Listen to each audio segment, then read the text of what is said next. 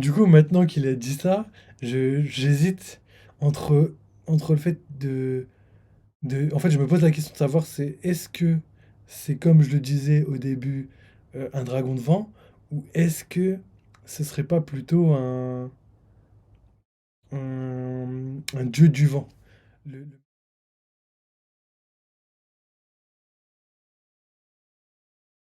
a La théorie. commencé prisonnière du gouvernement mondial. Les révolutionnaires ne seraient parvenus à la sauver, créant un remords profond et immédiat pour Kuma, lui qui disait pourtant ne voulant plus voir personne mourir. La dernière personne qui mourra devant ses yeux sera sa bien-aimée dans une impuissance totale. Ça serait peut-être Pour ça le l'instant, c'est vrai. déclic ultime le poussant à passer à la vitesse supérieure pour détruire le gouvernement. Après des années à le fuir, lui et Dragon se seraient mis d'accord d'infiltrer le cœur même de la plus grande institution avec le projet Pacifista. Je vous l'ai dit à plusieurs reprises et je persiste, les pacifistas sont destinés à pacifier le monde, mais surtout à apporter une forme de paix en aidant les révolutionnaires à faire chuter le gouvernement mondial. Kuma n'avait strictement aucun intérêt à l'époque d'aider les forces militaires du gouvernement mondial en donnant son corps à la science. Et aujourd'hui, il en a encore moins après que l'on ait découvert son terrible flashback et le lien qu'il a avec le gouvernement. Il s'est sacrifié après avoir subi la douleur de son peuple pendant des années pour les soulager. C'est la douleur du monde qu'il a aujourd'hui pris sur ses épaules, sacrifiant son corps et son esprit, le mettant au service de Dragon et Vegapunk, sous le nom de code Pacifista. Ces soldats robotiques, source de terreur dictée par une loi divine autoritaire, se retrouveraient à la fin de One Piece au service du monde, comme le faisait Kuma, sa volonté vivant toujours dans ce projet destiné à offrir une protection aux plus faibles. Voici pourquoi les pacifistas représenteraient une partie de l'avenir de One Piece, pourquoi le sacrifice de Kuma servira non seulement à renverser le gouvernement, mais aussi à aider les peuples opprimés partout dans le monde entier. Et bien maintenant que nous avons passé la partie larmoyante de cette review avec une histoire tout de même très difficile, passons un petit peu à la hype, à la grande révélation concernant Dragon ainsi que, possiblement, son fruit du démon. Ok, donc maintenant on va en terminer avec Kuma. La théorie par rapport à ces pacifistas, moi j'aimerais bien que ce soit vrai. Je pense que ça pourrait être vrai. Mais le délire, c'est que je me dis qu'en fait les pacifistas, ils ont pas d'âme. C'est-à-dire que c'est juste des robots. C'est-à-dire qu'à la fin du manga, quand Luffy et, et le monde entier devra combattre, ce sera moins dérangeant de tuer des pacifistas que de tuer des êtres humains, tu vois, qui sont juste pas d'accord, tu vois. Donc pour moi, les pacifistas, ils ont été faits justement pour qu'on puisse les détruire facilement. Et en vrai, je me dis, Luffy, il a pas forcément besoin de pacifistas. On sait déjà qu'il aura les armes antiques, on sait qu'il y aura sûrement Shanks, Dragon, l'armée révolutionnaire, qu'il y aura plein de personnes qu'on n'avait pas vues, tous les pays membres qu'on préférait être du côté des révolutionnaires qui seront du côté de Luffy. Donc je pense pas que Luffy il aura besoin des pacifistas en plus pour, euh, pour détruire le gouvernement mondial. Ouais, cher DB, comment tu vas? Bienvenue sur le live. Il est en bleu clair, j'avoue, je suis mort. C'est trop marrant de voir ta couleur. Donc let's go pour la Nous partie y dragon. sommes, nous qui avons désiré, rêvé pendant des dizaines d'années qu'une telle révélation se fasse, nous en savons désormais plus sur le passé de Dragon. D'après ses mots, il fut en effet autrefois un Jinbei dans la soldat de place. la marine. Dragon était bel et bien du côté de la Jinbei loi, et Oyabun. si un grand mystère plane encore sur de très nombreux aspects de sa vie, voici qu'une petite partie de celle-ci s'est dévoilée aujourd'hui. Alors j'imagine très bien que peu d'entre vous ont vraiment été surpris, surtout les plus adeptes aux théories, parce que c'est simple, les théories les plus populaires au sujet de Dragon était qu'il soit un ancien dragon céleste, ou aussi et surtout un ancien marine prétendant au titre d'amiral. Qu'il Alors, du coup, bah merci, ça va frérot, hein, tout va bien, hein, comme tu peux voir, on est en détente sur One Piece, donc ça va. Et toi, comment tu vas? Sinon, pour en revenir vite fait à la vidéo, c'est vrai qu'il y a plein de gens qui hésitaient sur le passé de Dragon par rapport à la marine ou le gouvernement mondial. Et pour moi, c'était logique qu'il soit dans la marine, beaucoup plus logique dans la marine que dans le gouvernement mondial, euh, parce que euh, parce que Garp, tu vois, qui aime pas les dragons célestes, le fait de voir son fils, enfin, ça aurait été trop bizarre que Garp, par exemple, se soit marié avec un dragon céleste et qu'il aime pas les dragons célestes. Il aurait pu les tolérer et dire des trucs, mais là, Garp, il aime juste vraiment pas les dragons célestes. Il aime pas la manière, la manière dont il traite les gens et tout. Donc, pour moi, c'était plus logique que Dragon soit dans la marine. Par contre, comme je l'ai dit, ça m'étonnerait pas que la mère de Luffy, elle, soit dans les dragons célestes. Comme ça ferait Dragon qui est marié avec quelqu'un qui fait partie de ses pires ennemis, tu vois. C'est un peu comme trouver l'ange parmi les démons, tu vois, un truc comme ça, tu vois. Et pour moi, c'est plus logique ça. Et en plus, avec Luffy, le fait que Luffy soit un Monkey D, un D et un dragon céleste, ça ferait vraiment le mélange parfait, l'équilibre parfait. On en a déjà parlé, le Yin et le Yang, le Figure 5 Ying et Barbe Noire Yang, tu vois, le noir et le blanc. Et qu'il y ait toujours une partie on va dire, un peu de mal dans le bien et tout le temps un petit peu de bien dans le mal. Donc c'est l'équilibre parfait pour moi. Je tiens juste à noter que les marines qui quittent la marine deviennent des monstres. Ouais, j'avoue, et c'est ce que je disais, c'est ce que je disais. On a enfin, c'est vrai qu'à Fadel, je t'ai pas dit, mais on a enfin un empereur dans la marine. On a enfin un empereur dans la marine. Du coup, c'est ça qui est trop marrant. C'est vrai que si Dragon aurait pas quitté comment ça s'appelle, la marine, et ben aujourd'hui il serait level facilement empereur. Et ça me conforte encore dans le fait que Garp lui était empereur, tu vois. Si Dragon aujourd'hui a ce statut-là et qu'il était dans la marine, pour moi Garp, pour moi c'est un petit peu logique pour moi. Wesh RDB, en roue libre, wesh. Sa taille normale, wesh. Ah oui, il veut pas faire doucement RDB. Ok. Euh, Empereur dans la marine continue à rêver. Bah écoute, Dragon, c'est l'effet. Il serait resté dans la marine, ce serait un empereur. C'est pour ça que j'aime bien dire ça. On a enfin un empereur dans la marine. Précédemment partie de la Donc marine let's go. était la théorie la plus populaire et nombreux étaient les arguments comme par exemple ce color spread à l'occasion du film One Piece Z qui montrait deux marines en arrière-plan à l'époque ressemblant tous deux étrangement à Dragon, ce qui n'avait fait qu'alimenter cette Ouais, à gauche, c'est mon manga. Et à droite, c'est pas Dragon non plus. au sein de la communauté. Sa vivre card expliquait également que les révolutionnaires ne connaissaient pas tous le secret de son passé, mais que même si c'était le cas, ils savaient qu'ils allaient continuer à avoir confiance en lui. Bref, vous l'aurez compris, et même si de mon côté j'ai très peu, J'ai voire pas même pas votre parlé de temps, cette RDB a théorie, c'est changé. une révélation Wesh. qui fait plus de bien qu'elle ne surprend. Wesh, t'es Alors, devenu pourquoi cinglé, elle fait toi. du bien? Même parce que désormais on a plus de T'as bu concret trop de pour Red Bull, théoriser le sur RDB. toutes les autres facettes cachées de Elle est Dragon, mollo, là. et ça c'est un plaisir incommensurable. À nouveau, j'ai plusieurs théories et analyses le concernant, et si je veux Je évidemment suis mort. absolument parler de ses pouvoirs et son fruit du démon qui me semble aujourd'hui encore plus confirmé, voyons avant ce qui a pu le pousser à quitter la marine. Donc vas-y, je vais donner mon avis juste avant qu'il le dise. Pour moi, bah déjà pourquoi il a quitté la marine, pour moi c'est logique. Enfin, il l'a dit de toute façon dans tous les cas, c'est parce qu'il n'y avait pas de justice dans la marine. Donc ça veut dire que Goji, s'il dit ça, ça veut dire qu'il va donner une théorie par rapport à quel moment il va voir qu'il n'y a pas de justice dans la marine. Donc on va voir ça. Et sinon, par rapport à son fruit du démon, pour moi c'est un fruit. Je sais pas s'il va dire la même chose, mais on verra. Pour moi c'est un fruit de type mythique. Euh, Fruit de type mythologique, transformation dragon, mais c'est un dragon spécial. C'est un dragon du vent un peu, tu vois. C'est pas et en plus c'est un dragon. Je crois que c'est dans la mythologie shintoïste.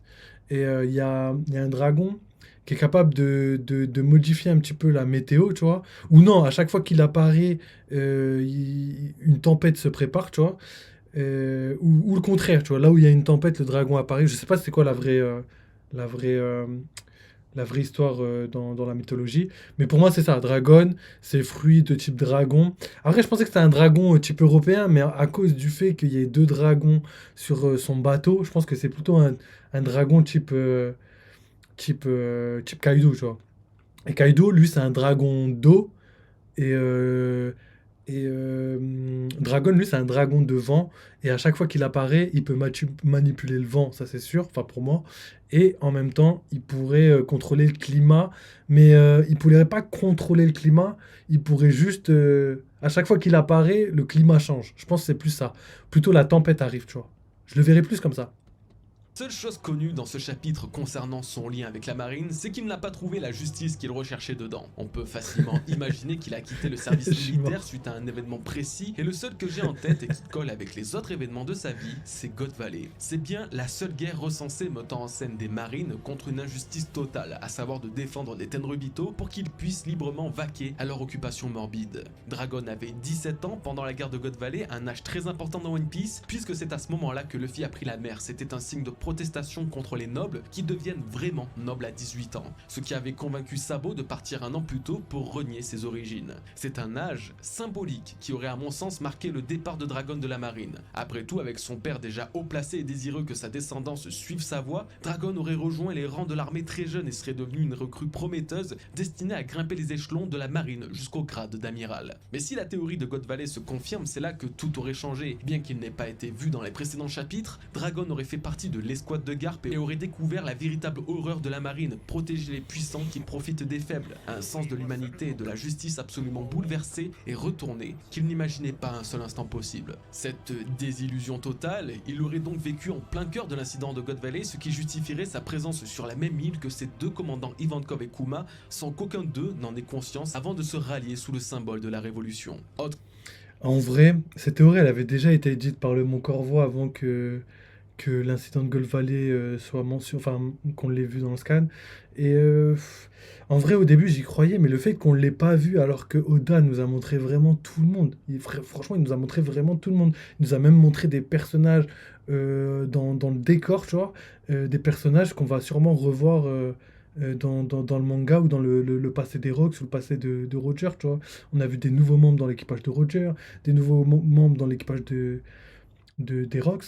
On a aussi des personnes, sûrement des vice-amiraux ou peut-être des futurs amiraux, je sais pas, qui étaient là derrière Garp, j'en sais rien, mais en tout cas, il y avait tellement de personnages, même le gouvernement mondial, les dragons, non pas les dragons, les chevaliers divins. Il y avait tellement de personnes que je me dis pourquoi Oda aurait caché Dragon alors que.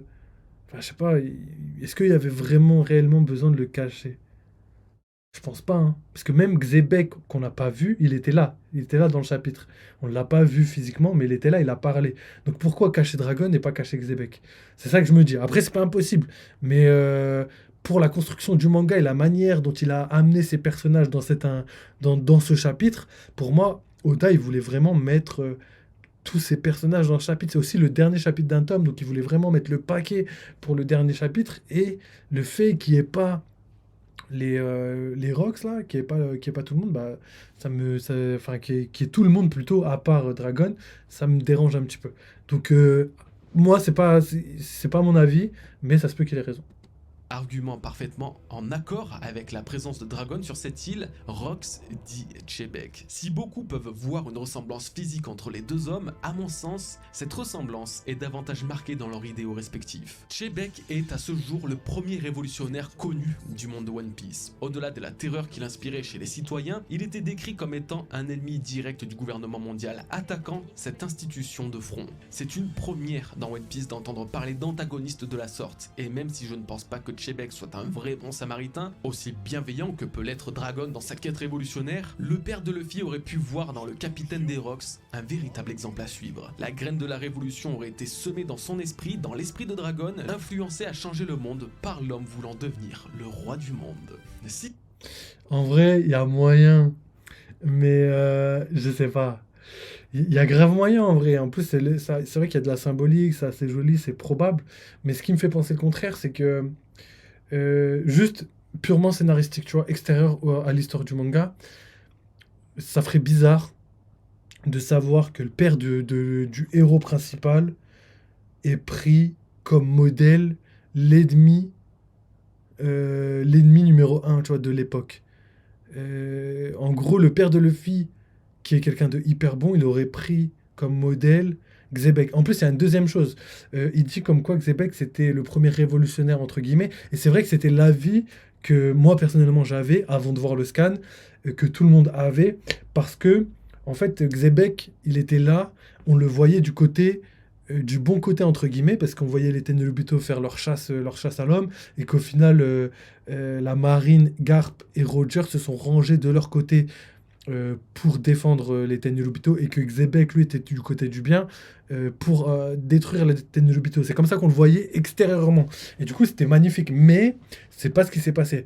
Ce qui s'est réellement passé, c'est qu'en fait, Xebec, il est venu sur God Valley parce qu'il devait récupérer le trésor qu'on lui a volé. Et Roger, je sais pas si Roger était au courant que les Tenryubito étaient là, qu'ils faisaient une chasse à l'homme et tout, tu vois. Roger, lui, il est venu parce qu'il a entendu le Bah si, il était au courant, parce que s'il a entendu le message, c'est-à-dire qu'il était au courant de ce qui se passait, et lui voulait libérer les esclaves, entre guillemets. Et Garp, lui, était absolument pas au courant de ce qui se passait. Donc ça explique pourquoi Garp s'est rangé du côté des Tenryubito. Ça explique pourquoi Roger était là sur l'île, mais il est pas, il est pas rentré en contact avec les. Moi, ce que je pense, ma théorie là-dessus, c'est que Roger a arrêté Xebec parce que Xebec, il voulait juste tuer les Tenryubito, quitte à tuer tous les innocents qu'il y avait sur l'île. Je pense que c'est ça. Il voulait juste détruire l'île et détruire tous les Tenryubito. Et Roger, il voulait l'en empêcher pour que les esclaves puissent s'enfuir et qu'ils restent, qui restent, qui restent en vie, tout simplement. Et du coup, c'est la raison pour laquelle Roger s'est rangé entre guillemets du côté des Tenryubito. En vrai, c'est pas rangé du côté des Tenryubito. Pour moi, il s'est rangé du côté des esclaves. Et c'est grâce à ça qu'il a défendu entre guillemets sa place, qu'il a défendu son honneur et tout, tu vois. Comme ça, nous, ça nous fait un Roger qui reste bon. Xebec, on comprend les intérêts mauvais qu'il a, tu vois, le fait qu'il soit là juste pour récupérer son trésor et pour détruire le gouvernement mondial parce que ils lui ont piqué son trésor, mais aussi parce qu'ils font de la merde. Donc il s'est dit, vas-y, autant les détruire vu qu'ils sont là devant moi. Et du coup, on a Roger, Carp, qui sont quand même du côté du bien, même s'ils défendent les Tenryubito. Et on a un Xebec méchant, avide et perfide même. Et du coup, ça expliquerait un petit peu tout. C'est ma théorie pour l'instant, mais on verra ça plus tard. L'histoire se dévoile peu à peu, une autre facette de sa vie pourrait aujourd'hui être dévoilée indirectement suite à cette révélation. Je parle évidemment de ses pouvoirs, de son fruit du démon.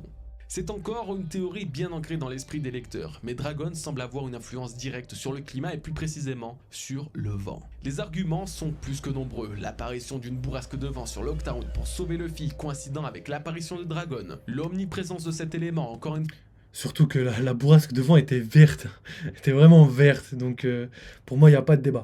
lors de sa présence au royaume de Goa, on y retrouvait les bourrasques de vent, carrément une explosion qui a dégagé la voie à des citoyens en Ouais. danger et par-dessus tout, Dragon semblait pouvoir se déplacer rapidement où il le souhaitait sur le royaume, donnant même l'impression qu'il puisse voler. Plus encore, Luffy a récemment battu Kaido avec une attaque en Gear 5 nommée Gomu Gomu no Bajrangun. Mais un message subliminal se cache dans cette technique, car le mot Bajrang est en fait l'un des alias d'Hanuman, un dieu et héros singe de couleur blanche extrêmement populaire en Inde. Si les comparaisons sont faciles à faire avec le Gear 5 et la forme Nika de Luffy, c'est au niveau du père d'Hanuman que ça devient intéressant puisqu'il s'agit de Vayu, le dieu du vent. Le père du singe blanc se trouve être la divinité du vent, tout comme le père de Luffy qui serait possesseur des pouvoirs du vent. Alors si ces quelques arguments peuvent déjà totalement composer un fond d'arguments valide pour une théorie sur les pouvoirs de Dragon, son ex-appartenance à la marine n'est pas non plus à négliger. Vu le charisme, le leadership et la prestance de Dragon, nul doute que son destin au sein de cette organisation militaire était d'atteindre les plus hauts sommets, à savoir de viser le grade d'amiral. Et vous l'aurez sans doute remarqué, mais tous les amiraux ont des pouvoirs élémentaires très thématiques. Kizaru, qui représente la couleur jaune, possède le fruit de la lumière. Du coup, maintenant qu'il a dit ça, j'hésite entre le fait En fait, je me pose la question de savoir, est-ce que c'est comme je le disais au début, un dragon de vent, ou est-ce que ce serait pas plutôt un dieu du vent? Le même dieu qu'on l'a vu là, comme Bajron, tu vois. Non, Anuma, ouais, je crois que c'est ça. Et à voir, là, je commence à me poser des questions. Est-ce que Dragon serait pas Anuma?